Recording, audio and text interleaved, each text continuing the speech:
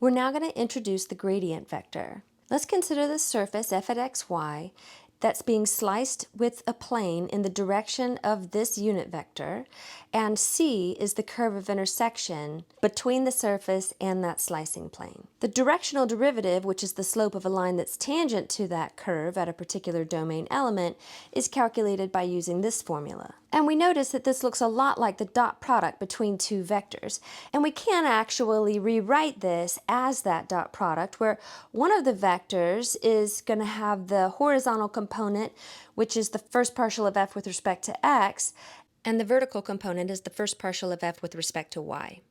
The other vector would just be the AB vector, which is the unit vector in the direction of our slicing plane. So here we have that decomposed into the dot product of those two vectors. And again, this second vector is that unit vector in the direction of the slicing plane. This first vector is what we're going to call the gradient vector. So let's make this formal definition. The gradient vector is defined to be the first partial with respect to x, first partial with respect to y, as the horizontal and vertical components respectively. Now, del f is the notation that we're going to use to represent this gradient vector. Notice this is the first time we've seen a vector that does not require a vector hat. All of the other vectors we've seen thus far do require a vector hat, but del f is understood to be a vector. Now, since we have an alternate notation to represent those first partials, instead of the subscript notation, we can use the curly D notation for those first partials. Now, we do want to notice that in our original scenario, we are looking at a surface function in three-dimensional space.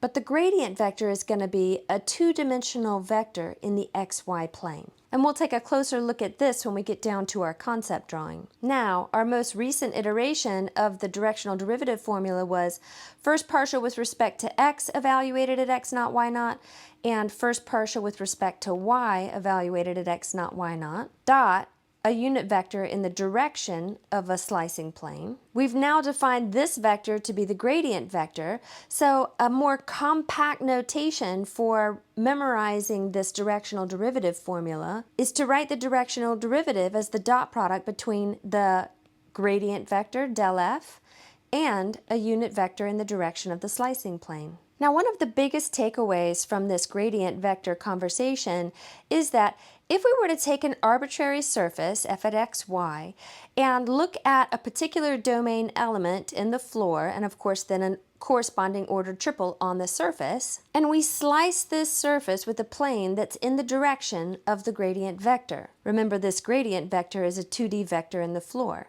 We'll get an intersection curve and a line that is tangent to the curve at this point, and the slope of that tangent line is going to be the maximum value of the directional derivative. So let's try to unpack that by looking at this concept drawing. We're going to arbitrarily pick some domain element in the floor, and when we're in the floor, the z-coordinate is 0, and we're going to fly up to the surface to get our corresponding ordered triple up here, and we're going to slice this surface with a plane. And I'm going to do my best here. It looks like that if we were to slice with a plane that is traveling in this direction, we would end up with an intersection curve that has a tangent line that is the steepest possible. The direction of that slicing plane that generates the steepest slope would be given by the gradient vector.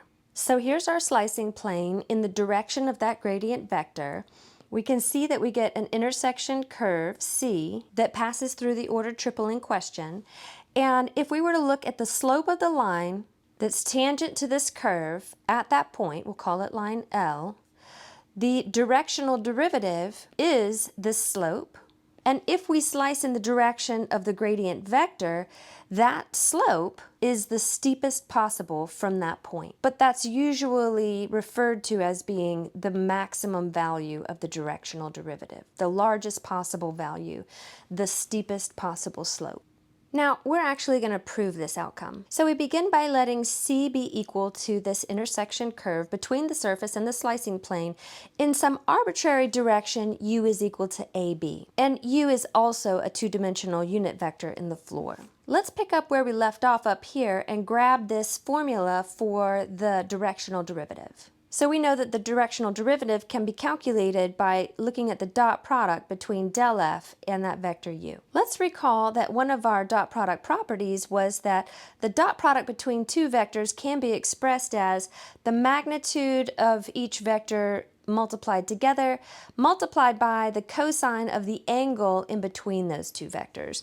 So we can rewrite this directional derivative formula as magnitude del f times magnitude u times the cosine of the angle in between del f and u. So let's keep working with this a little bit because we know that the magnitude of u is 1, so this becomes mag del f times the cosine of the angle in between del f and u. Now let's make another recollection here. When we were looking at the graph of cos theta, the cosine wave has maximum output of +1, a minimum output of -1, and all of the other outputs in between here are fractions. So the output of this cosine of theta is at most +1, at least -1, otherwise it's some sort of a fraction. So if we take mag del f and we multiply it by some fraction, that's going to be smaller than mag del f. And the biggest that this could possibly be is when mag del f is multiplied by 1. So the maximum value of the directional derivative would occur, the cosine of theta is equal to 1. And as we remember from trigonometry, that happens when theta is equal to 0. So if the angle between two vectors is 0, that means those two vectors are pointing in the same direction. So the maximum value of this directional derivative is going to occur when the unit vector in the direction of the slicing plane is in the same direction as the gradient vector. In other words, we'll say this gradient vector points the way to the path of steepest ascent.